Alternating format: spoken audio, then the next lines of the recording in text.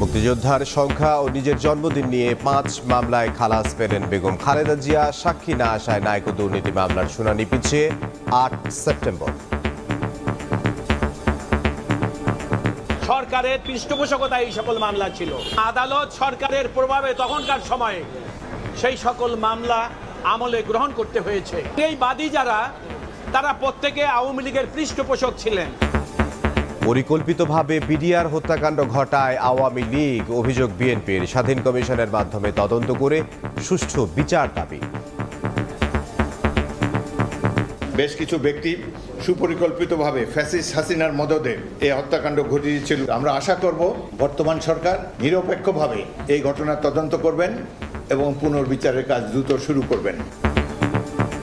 গণমাধ্যম কর্মীদের বিরুদ্ধে নামে বেনামে মামলা যেন না হয়, প্রধান উপদেষ্টার সঙ্গে বৈঠকে আহ্বান সম্পাদকদের।